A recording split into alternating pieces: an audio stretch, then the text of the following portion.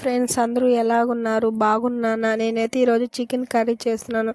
దానికి కావాల్సింది 2 టమాటాలు, ఎర్రగడ్డలు, మసాలా దినుసులు, చికెన్ వాష్ చేసుకుని బాగా రోట్లో వేసుకొని మెత్తగా పొడిగా చేసుకోవాలి. ఎర్రగడ్డ వేసుకుని బాగా దంచేసుకొని తర్వాత చికెన్ కూడా కడిగి పొయ్యి మీద పెట్టుకోవాలి. మన వీడియో ఎవరైనా కొత్తగా చూస్తుంటే లైక్ చేయండి, ఫాలో చేయండి, సబ్స్క్రైబ్ చేసుకోండి ఫ్రెండ్స్. అందుకే పారం కోడి చికెన్ కర్రీ చేస్తున్నాను. ఎలా ఉంటుందో చూడండి. ప్రాసెస్ నా సింపుల్గా చేస్తున్నాను. నేను కొత్తగా మాట్లాడుతున్నాను, నా వాయిస్ ఇలాగే ఉంటుంది, ఏమనుకోవద్దు.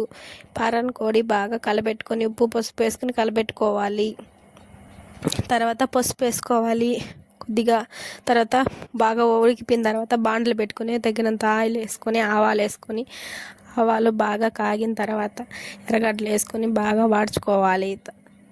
తర్వాత ఎర్రగడ్డలు బాగా వాడిన తర్వాత బ్రౌన్ కలర్ వచ్చిన తర్వాత టమాటాలు ఎర్రగడ్డలు వేసుకొని అల్లం పేస్ట్ వేసుకొని బాగా కలబెట్టుకోవాలి.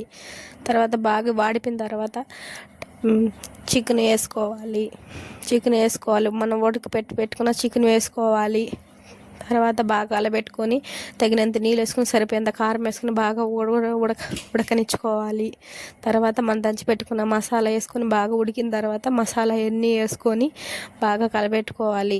తర్వాత అటు ఇటు కలబెట్టుకుంటూ బాగా ఉడకబెట్టుకోవాలి. తర్వాత మనం అలా చూస్తూనే ఉడికిపోతుంది. టేస్టీగా చికెన్ కర్రీ రెడీ అయిపోద్ది. తర్వాత కొత్తిమీర వేసుకొని కరివేపాకు వేసుకొని దింపేసుకోవాలి. ఇలాగ మన వీడియో ఎవరైనా చూస్తుంటే ఫాలో చేయండి, లైక్ చేయండి. తప్పకుండా మన వీడియో నచ్చితే చికెన్ కర్రీ ఎలా ఉందో ఖచ్చితంగా కామెంట్ అయితే చేయండి. నాకైతే వాయిస్ రికార్డింగ్ రాదు, ఎడిటింగ్ రాదు, ఏదో నాకు వచ్చినట్టుగా నేను చేస్తున్నాను. మన వీడియో ఎవరైనా కొత్తగా చూస్తుంటే లైక్ చేయండి, ఫాలో చేయండి, సబ్స్క్రైబ్ చేసుకోండి.